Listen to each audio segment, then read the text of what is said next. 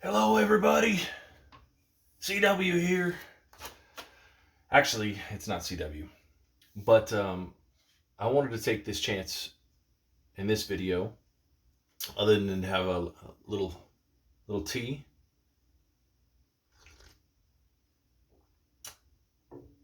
vanilla chai. No judgment, no judgment. But I've got a couple videos, maybe two or three, four, something like that. I'm not a big channel. I don't think anyone really knows this channel, but I wanted to take an opportunity to kind of do something different. Have a little tea.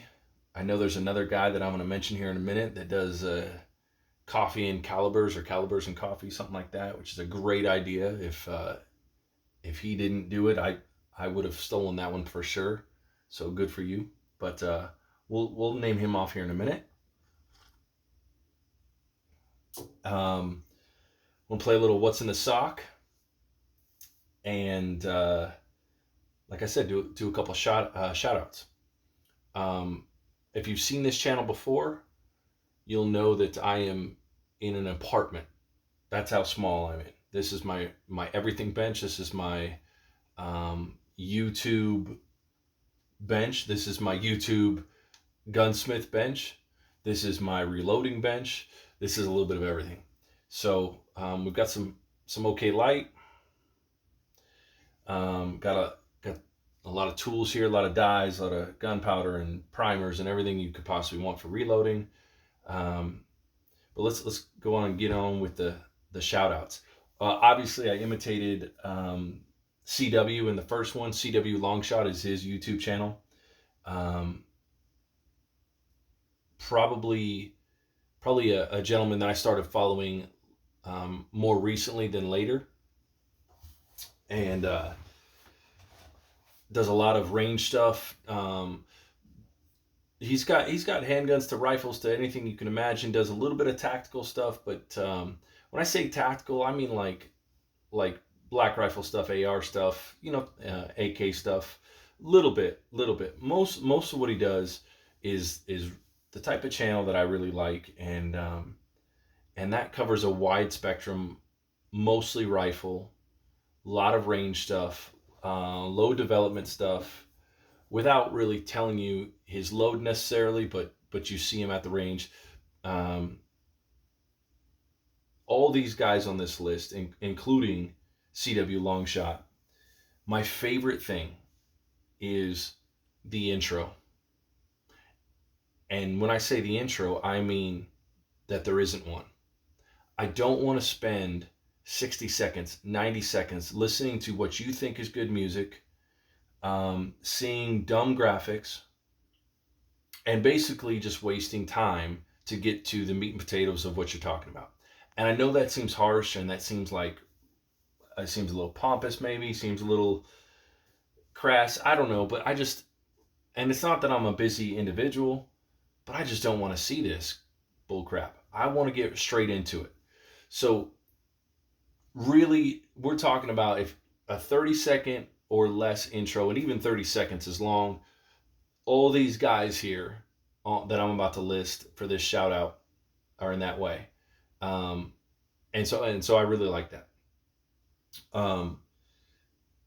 So CW Longshot, probably the more recent follow for me. And when I say recent, I'm talking about within the last year. Great content. Some of these you already know. Ron Spomer Outdoors is pretty damn good too. Again, all these guys on this list, they're the type of guys that don't walk around every day in a bulletproof vest, right? Like, I really I don't gravitate towards commando type guys. It's great that if any of these guys or you guys were in the service or all that kind of stuff, this is no knock on that. There's no knock if you're a police officer or you're a SWAT guy. That's cool, man. My channel, however, predominantly is gonna be walnut and steel rifles, lots of them, everything I own. I think my main Coyote gun is got plastic for a stock.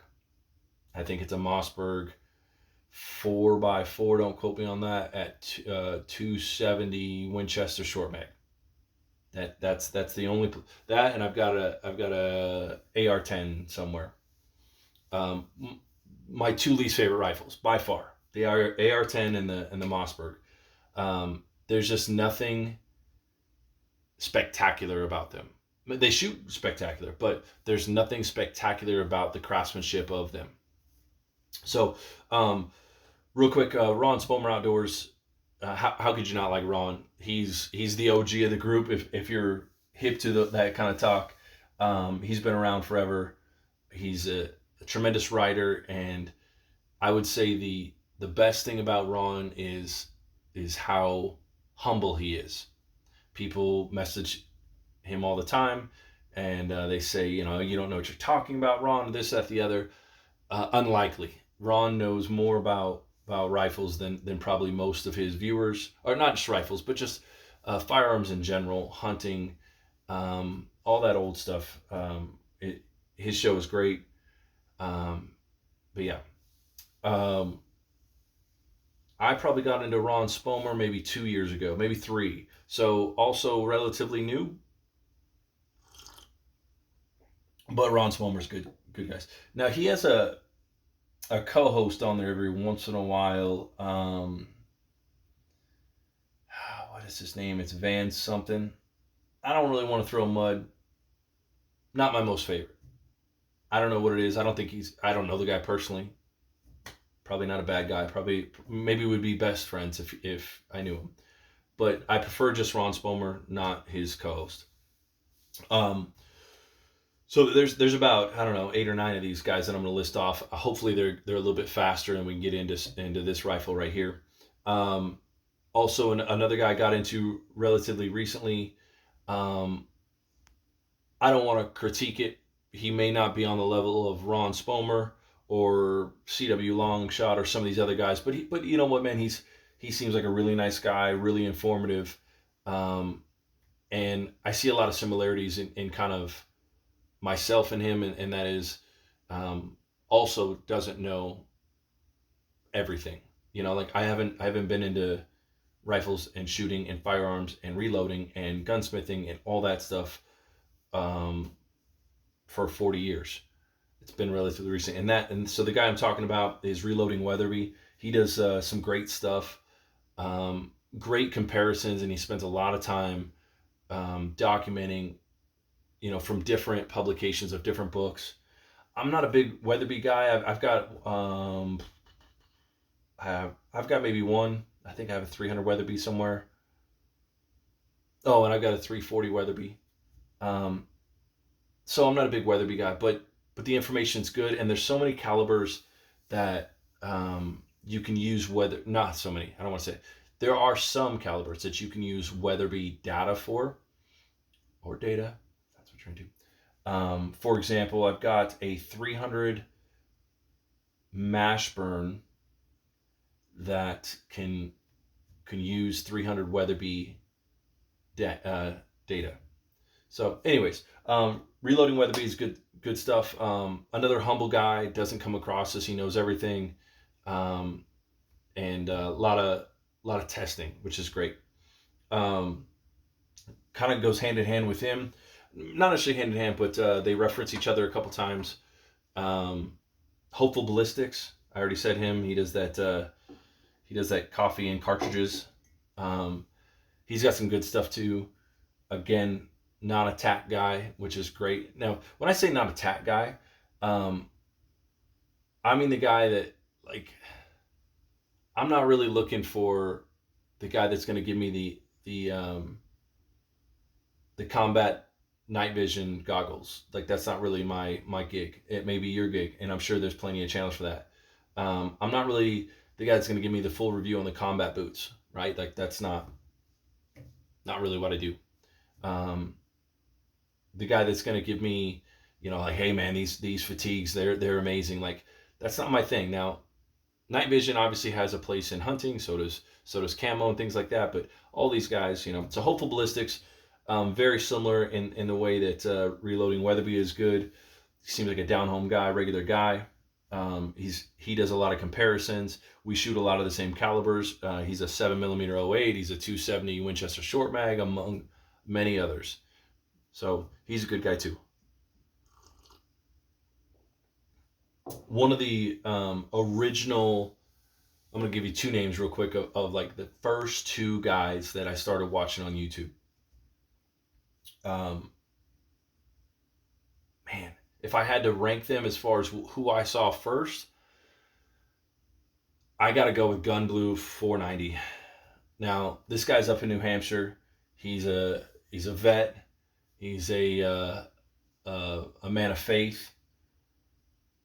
I can honestly watch his videos and go to sleep watching him type thing. Like not like it puts me to sleep, but like your grandfather reading you a story type thing. Like I can listen to the guy um, talk about rifles and ballistics and old stories and stories of his dog Benny. Um, Amazing character, and again, this is kicking a dead horse. Not a tack guy. Not going to sit there and bore you with tactical stuff. But I'll tell you, he can shoot like the Dickens. I saw a couple of videos of his where he's with iron sights at 100 yards is pretty impressive. So if I had to say some of these are more highly recommended than others, that's no knock on the ones that don't get that designation. But Gunblue 490 is got to be at the top of the list, right up there with this next guy, and that is USOG, or United States of Guns, or some people say USOG or whatever. I get the impression he's from Canada. I've seen, sorry, there was a little gnat there. I've seen almost every single one of his videos. I prefer probably his in studio videos to his up in the mountains shooting, but I like them all. I'll watch them all. Um, I'm not a big Patreon guy. I don't like people always asking for subscriptions. It's kind of like what's going on with tips these days. Everyone's asking for a tip. USOG or USOG or United States of Guns, however you say it. I'm not going to use his name here because he keeps it private unless you're a member of his Patreon. But I'm a member of one single subscription to Patreon, and that is USOG. That's it. That's the only one. Probably, if you had to pin me down, probably my number one on this list. And it's so tough because all these guys are so good. But I love his collection. I love his style. He's I once told him in a chat. I said I've referred to him as the Mr. Rogers of firearms, or and he kind of laughed. So a guy that can laugh about something like that and not take it personal or offensive, and that's the other thing is I've messaged him and he always messages back. These guys are incredibly busy, and they know more about firearms than or they've forgotten more about firearms than I've ever known. But he's got to be my favorite. I love his content. He does have an intro. It's all of about, I don't know, 15 seconds. He's shooting a rifle. I actually own a Remington Model 8 like he shoots. I think mine is in 32 Remington though, so that's always difficult to find or reload for. But I find more rifles that USOG talks about, I end up going out and buying. He's very similar to me in the fact that he's very much a walnut and steel guy, and tried and true, the classics, Winchester Model 70, Mauser 98. Like the guy knows his stuff. He's a gunsmith. He works on things too. Maybe just an at-home gunsmith and not a licensed one, but the guy's knowledgeable. I don't really know his level of gunsmithing, but he is so good. And I love watching his videos. Little different from Gunblue in the fact that if I turn on his videos, I know I won't get tired. Like I'll stay up all night watching his, and not that I'll get tired with Gunblue, but like I said, Gunblue is like, reminds me of my grandfather and like him telling me a story. USOG is just interesting stuff, and yeah. Hickok 45 is in that same group too. Probably, if I had to rank a third guy in that, like kind of old timer and guys I've been watching for the longest, Haycock 45. Everybody knows him. If you don't know him, you got to go check him out. He's got a great channel. He's always at the range. And he always includes a little bit of history. Another guy that's very humble, makes fun of himself or teases himself about either age or whatever. But I'll tell you, out of all the guys on this list, maybe the most dead eye out of all of them, the guy can shoot hair off a gnat's ass. It's incredible. So I really like his videos. The one thing, if he ever watches this, the one thing I wish I saw more of him, it looks like a couple of his videos, he's got a shed or a workshop or something where he reloads. And if it's anything like yours and probably like my previous one, not messy, not disorganized, but just got this man touch to it. And I wish there was more videos in there. I would just like to see, where he go. He lives in Tennessee, so where he goes every day, like his sanctuary, other than on the range, and just it would just be kind of cool. I would love to sit there and have a cup of coffee with him and sit there and just talk. And by talk, I mean listen. I don't have much for him to listen to, but I got plenty to listen about what he has to say. So those three are really high on the list. Now, two guys that make me laugh or are entertaining. I'll start off with the first one, and I bet you nobody is in the middle with this guy. They either love him or they hate him, and that's Desert Dog Outdoors. He knows about hunting in more places than maybe anybody but Ron Spomer. Like the guy's been in Africa, he's been all over the place, but he's not afraid to crack a few eggs, and he just calls it as he sees it. I appreciate that. Not too tactical. Couple things he's up at the range. By the way, all these guys, they sometimes will talk about new age calibers. The 6.5 Creedmoor, the PRCs, the Grendels, all that kind of stuff. But a lot of these guys talk about the tried and true ones also. They talk about the 300 H&H, the 375, the 280 AI, the 30-06. 30-06 can be kind of boring to talk about. Everyone knows about it, but a lot of these guys talk about the old calibers, and I love that. Especially USOG. He talks about things, European calibers, the 7x64, the 9.3s, all that kind of stuff. I like hearing that because as a guy that I pretty much buy secondhand only. Rifles today are expensive, and they're not made as well as they used to be, and they're not made with walnut and steel like I prefer. And so oftentimes they come in old calibers, sometimes obsolete calibers that you have to reload for. So I appreciate that. But Desert Dog, I love how the people he kind of pokes fun of, or without naming names, but like he usually pokes fun of people on the internet, people on Facebook forums or whatever, not knowing what they're talking about, and definitely with no experience. And I get the feeling that this guy's got a lot of experience. So I like what he has to offer in his video. They're a little on the long side, some of them, but he seems like a really good, knowledgeable guy. Now, the guy that makes me laugh the most, by far, not even close, this is an obvious one, it's Hootie Hoo. Like, how do you not love that guy? How do you not want to, like, rip the sleeves off your t-shirt, put your hat backwards, and go out and, what does he say, catching some deers? I laugh out loud watching his videos. He, again, is a guy that is very budget conscious. He does buy a lot of new stuff. He's a big CVA guy. He's a big Savage guy. What else? Ruger guy. And all of them are budget rifles for the most part. A couple of them get up there a little bit. A couple of them do. He's a budget optics guy, and I appreciate that because, man, today optics are more expensive than the damn rifle. And I bet, but I can't prove it, I bet a lot of them come from the same factory. It's really hard to find a bad optic at a certain price range.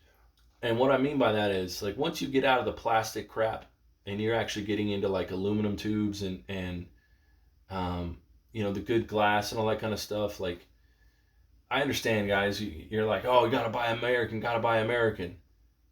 I hate to tell you this, but that day is dead. I'll give you an example.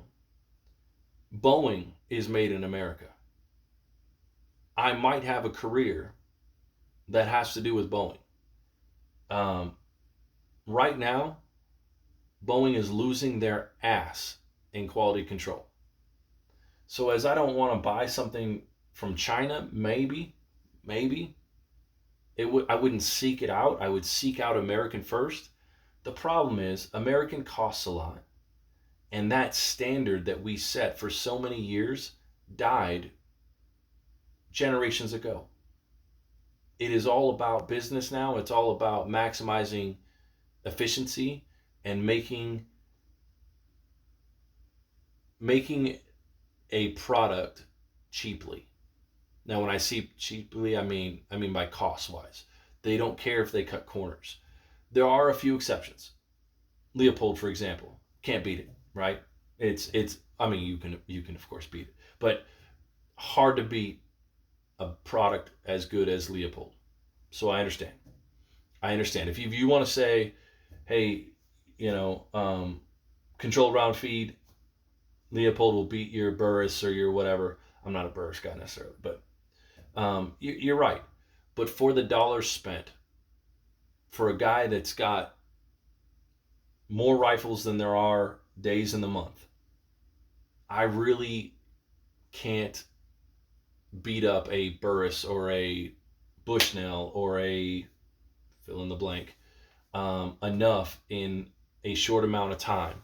Now, I can just see Desert Dog right now shaking his head at me.